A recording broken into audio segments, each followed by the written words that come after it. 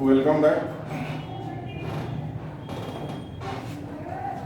आज हम लोग मानव शास्त्र की प्रकृति के बारे में चर्चा करेंगे। इसके पहले हम लोग मानव शास्त्र का अध्ययन क्षेत्र को देखे थे। मानव शास्त्र में क्या क्या अध्ययन करना है। आज इसका नेचर देखेंगे कि ये इसके स्टडी का नेचर क्या है। तो नेचर का सेंस ये होता है कि ये प्राकृतिक विज्ञान में समाहित है या सामाजिक विज्ञान में समाहित है।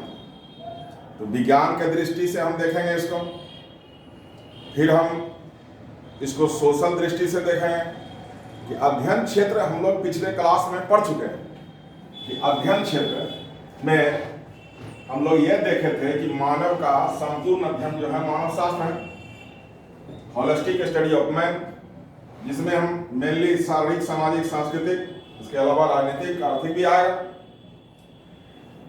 अब ये कई डायमेंशन में अध्ययन है। इसका पिछला क्लास में हम लोग ये चर्चा किए थे अध्ययन क्षेत्र में, यानी निष्कर्ष के तौर पर हम देखे थे कि इसका अध्ययन क्षेत्र जो है व्यापक। अब व्यापक क्षेत्र है तो ये प्राकृतिक विज्ञान में है या सामाजिक विज्ञान में है या फिर ये दोनों है। तो अलग अलग विद्वानों का अलग अलग मत है। कुछ विद्वान जो इसे प्राकृतिक विज्ञान को इंगित करते हैं उनमें मेलिनोवस्की, ब्राउन, फोर्टेस, नेडल आदि प्रमुख हैं, जबकि कुछ विद्वान इसे सामाजिक विज्ञान के रूप में देखते हैं, जिनमें ग्रोवर, रिडने, प्रिचार्ड आदि प्रमुख हैं। हम लोग ये जान लेंगे कि सामाजिक विज्ञान और प्राकृतिक विज्ञान क्या है, लेकिन उसके पहले हम लोग ये जाने कि पेनीमैन ने कहा है कि मानव शास्त्र इतिहास का विज्ञान है। इतिहास सामाजिक विज्ञान का विज्ञान है, यानी मानव शास्त्र में प्राकृतिक और सामाजिक दोनों ही विशेषताएं मौजूद हैं। उसको हम लोग प्रूव करें। तो अभी हम बार बार इस मुद्दा पर आ रहे हैं कि प्राकृतिक विज्ञान और सामाजिक विज्ञान। तो प्राकृतिक विज्ञान और सामाजिक विज्ञान है क्या, इसको हम देखेंगे। साइंस यानी विज्ञान को अध्ययन की दृष्टि से दो भाग में बांट दिया गया है। एक है नेचुरल साइंस, प्राकृतिक विज्ञान, दूसरा है सोशल साइंस, सामाजिक विज्ञान।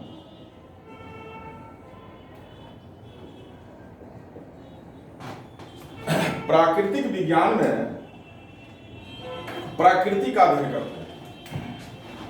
प्रकृति, नेचर। प्रकृति बना पदार्थ, मैटर का। प्रकृति पदार्थ का बना हुआ है। पदार्थ दो तरह के हो सकते हैं, एक लिविंग, एक नॉन लिविंग।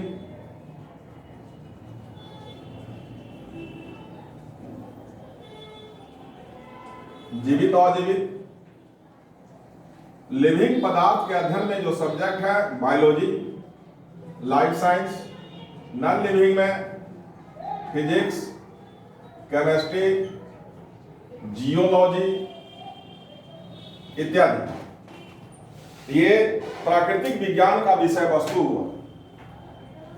दूसरी ओर सामाजिक विज्ञान में हम प्रकृति पर ध्यान न देकर समाज को मुद्दा बनाते हैं, समाज का अध्ययन करते हैं।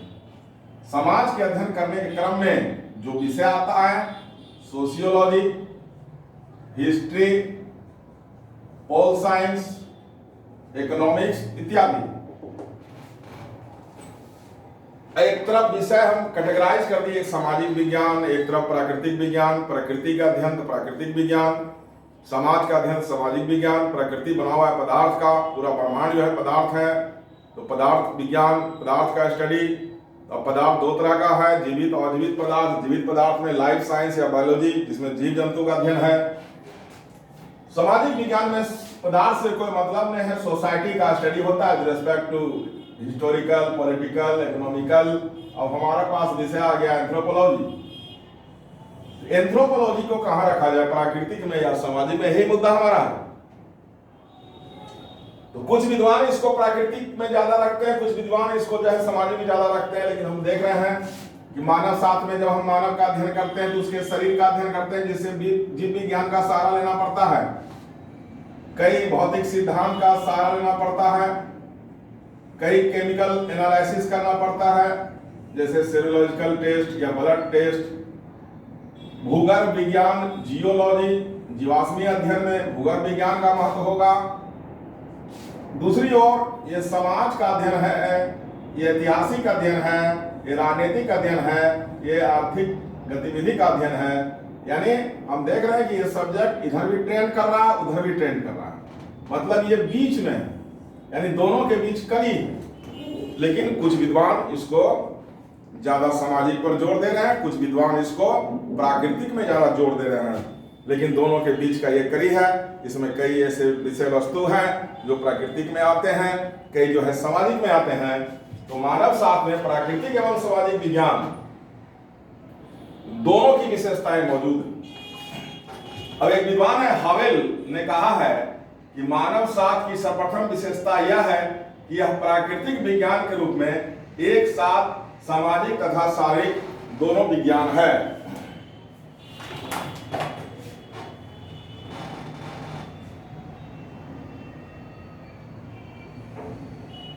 तो अब मानव शास्त्र का जब अध्ययन क्षेत्र हम देखते हैं तो व्यापक है।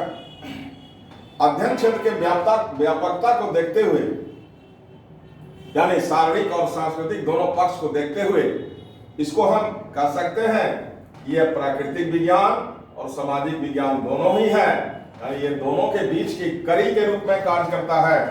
यानी मानव शास्त्र अधिविषय है।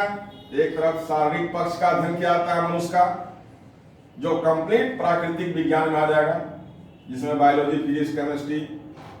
यदि हम जीवाश्मीय अध्ययन करेंगे तो जियोलॉजी।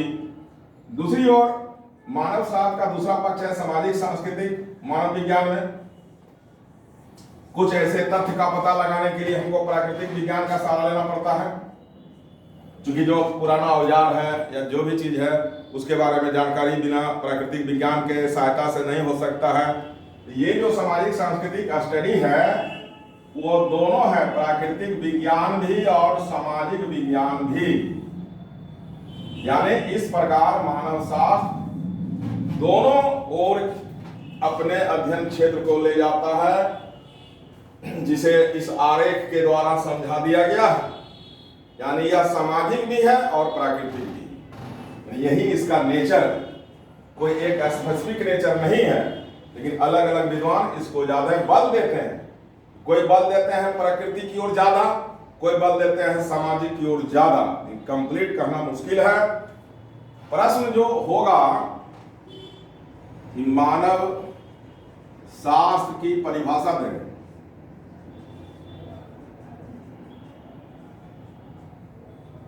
इसके प्रकृति की चर्चा करें।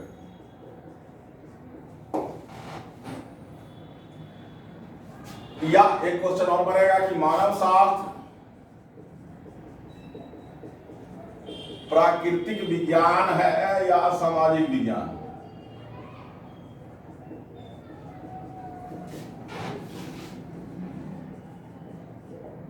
व्याख्या करें।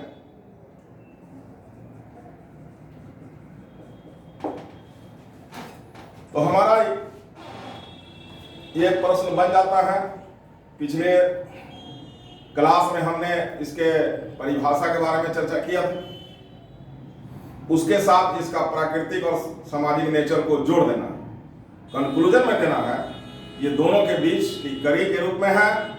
एक तरफ इसका अध्ययन प्राकृतिक विज्ञान में जाता है, एक तरफ इसका अध्ययन सामाजिक विज्ञान में जाता है।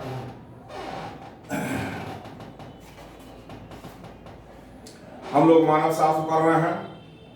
अगला टॉपिक हम लोग का बनता है मानव शास्त्र के अध्ययन का उद्देश्य एवं उपयोगिता। अगले क्लास में जारी रहेगा। मैं doctor Rajkumar Singh, spectrum IAS class आप देख रहे हैं। अगले क्लास में जारी रहेगा वीडियो। तब तक इसको रिवाइज कीजिए और आप लोग क्या करें कि बीपीएससी का प्रीवियस क्वेश्चन बैंक जो है एंथ्रोपोलॉजी का ले लें और उसको बनाने का प्रयास करें। चूंकि क्वेश्चन फिक्स है कि मान लीजिए इंट्रोडक्टरी टॉपिक से जो क्वेश्चन है वो फिक्स है, हर चैप्टर से फिक्स है, माने विवाह है, परिवार है, तो उसका नेचर क्वेश्चन का देख लीजिए और लिखने का प्रयास कीजिए। उससे ज़्यादा आपको कुछ नहीं करना है और इसी में आपको अच्छे अंक आएंगे, सफलता आपको मिलेगी। तो फिर इसमें जो डिस्कशन करना है आप डिस्कशन कर लेंगे हमसे। तब तक के लिए आज्ञा, जय हिंद।